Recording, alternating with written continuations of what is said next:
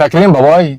ايوه باباي اللي كان بياكل سبانخ وفجأة عضلاته بتتنفخ ويبقى سوبرمان. كلنا اتربينا على ان السبانخ بتساوي حديد وقوة. بس لو قلت لك ان الحديد اللي في السبانخ جسمك مش بيعرف يمتصه كويس هتقول ايه؟ انا محمد ابو شنب، اخصائي تغذية علاجية ورياضية، وهقول لك النهارده الحقيقة الكاملة عن السبانخ. اول حاجة، السبانخ خضار ورقي اخضر غني جدا بالمغذيات، بس مش لازم نختصرها في حديد. اللي في السبانخ اسمه حديد غير هيمي، وده جسمنا ما بيمتصوش بسهولة من غير مساعدات. بس ده ما يمنعش انها بتعتبر كنز طبعا في التغذية. ليه؟ تعال نشوف بعض الفوائد بتاعتها. اول فايدة مهمة جدا، فيها مغنيسيوم، وده معدن بيريح الجسم وبيساعد على نوم اهدى وبيقلل التوتر. تاني حاجة، كمان فيها بوتاسيوم، العنصر اللي بيساعد على تنظيم ضغط الدم وبيطرد الصوديوم الزايد من الجسم. تالت حاجة، فيها ألياف، والألياف دي بتشبعك وبتحافظ على توازن السكر في الدم وبتنظم الهضم. رابع حاجة، فيها بيتا كاروتين، وده الجسم بيحوله لفيتامين A المهم جدا للبشرة والنظر والمناعة. خامس حاجة، فيها مضادات أكسدة قوية بتحمي عينك من الضمور وبتحافظ على صحة القلب.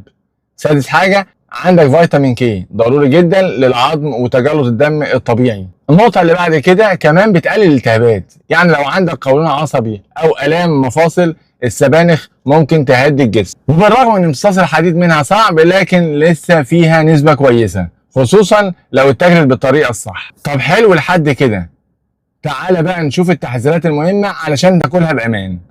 أول حاجة، السبانخ فيها مادة اسمها أوكزالات، ودي بتقلل امتصاص الحديد والكالسيوم، واللي عنده حصوات كلى أو قابلية لتكوينها لازم يقلل منها. تاني نقطة، لو بتاخد أدوية سيولة زي الوارفرين، السبانخ فيها فيتامين كي عالي، وده ممكن يتعارض مع العلاج فيرجع للطبيب أحسن.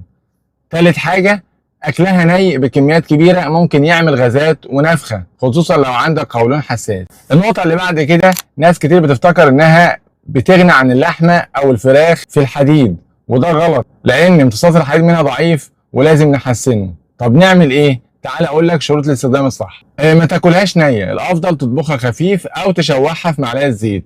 الطبخ الخفيف بيقلل الأوكسالات اللي بتعوق امتصاص الحديد. كمان ممكن تضيف عليها عصرة ليمون أو فلفل أحمر أو طماطم أو مصدر فيه فيتامين سي، لأن فيتامين سي هو اللي بيساعد جسمك يمتص الحديد اللي في السبانخ. كمان ممكن تاكلها جنب مصدر بروتين نباتي زي العدس أو الحمص علشان تعمل وجبة متكاملة. ولو بتعمل دايت استخدمها في السلطة، السندوتش أو مع البيض، هتديك فايدة وسعرات قليلة.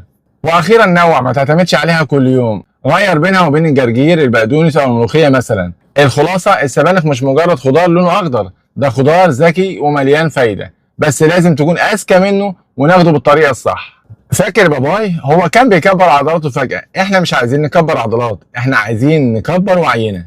قول لي في الكومنتات ايه اكتر اكله بتحب تحط فيها السبانخ، واوعى تنسى اللايك والشير. دمتم بصحه.